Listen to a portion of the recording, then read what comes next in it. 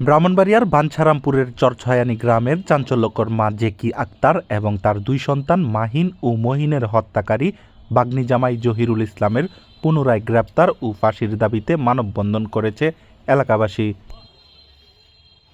বুধবার দুপুরে উপজেলা পরিষদ চত্বরে এই মানববন্ধন অনুষ্ঠিত হয়। মানববন্ধনে নিহতদের পরিবার ও আত্মীয় স্বজন এবং এলাকার বিভিন্ন শ্রেণী পেশার মানুষ অংশগ্রহণ করেন।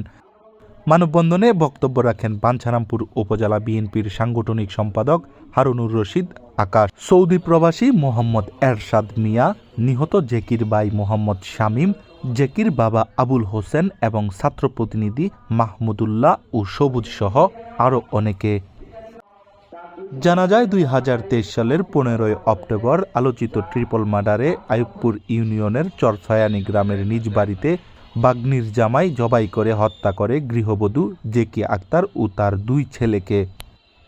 এই ট্রিপল হত্যাকাণ্ডের সাথে জড়িত থাকার অভিযোগে জেকি আক্তারের ভাগ্নির জামাই জহিরুলকে 2023 সালের 17 অক্টোবর নরসিংদী জেলার মাধবদী এলাকা থেকে গ্রেপ্তার করে পুলিশ।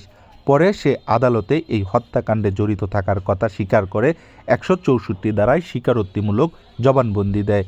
তবে গত মাসে সে জামিন নিয়ে বের হয়ে আসে। আদালতের জবানবন্দি দেওয়ার পরও কিভাবে একজন খুনি জামিনে মুক্তি পেয়ে ঘুরে বেড়ায় প্রশ্ন স্থানীয়দের।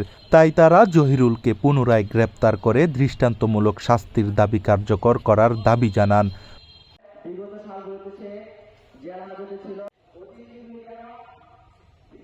আমরা যদি এই বিচারের কোনো সঠিক ধারাবাহিকতা না দেখি বা ব্যক্তি করতে দেখি, আমরা হয়তোবা আমাদের এই বিচারের দাবিতে যে কর্মসূচিগুলো আছে সেটা শুধু মানববন্ধনে আমাদের সীমাবদ্ধ থাকবে না।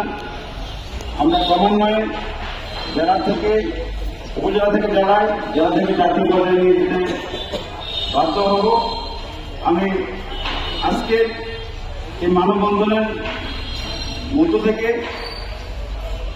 আদালত যে খুনিকে জামিনে বের করার সুযোগ দিয়েছে তার তীব্র নিন্দা জানাই এবং তাকে পুনরায় গ্রেপ্তারের দাবি জানিয়ে আমি আমার বক্তব্য শেষ করছি। আল্লাহ হাফেজ। আমাদের ফ্যামিলি থেকে 3 জন মানুষ নরসিংদী মাধবদী এক কুখ্যাত গুলি আমাদের পরিবারের 3 জন নিহত করেছে। আপনারা সবাই জানেন বিগত 2023-এর এই ঘটনা এতদিন যাবৎ জেলে থাকার পর হাইকোর্ট কিভাবে তাকে জামিন দেয়। আজকে আমার পরিবারে হয়েছে, কালকে আপনার পরিবারে হতে পারে।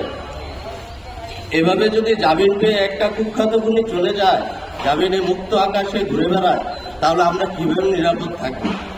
তা আমি সবার কাছে অনুরোধ করছি, আপনারা সবাই যার যার নিজ দায়িত্বে এর প্রতিবাদ করুন এবং প্রশাসন তাকে যেন পুনরায় গ্রেপ্তার করে আবার ফাঁসির দাবি জানাচ্ছি। মানুষ খুন করতেও এখন আর দ্বিধা বোধ করবে না। যদি একটা চুরির মামলা হয়ে থাকতো, একটা ডাকাতির মামলা হয়ে থাকতো, যে ডাকাতের হাতে নিহত হয়েছে, তাহলে সবাই এটা মেনে নিত। কিন্তু সে ঠান্ডা মাথায় 3 জন লোক খুন করে কিভাবে সে জামিনে মুক্তি পেয়ে যায়? আমাদের পরিবার থেকে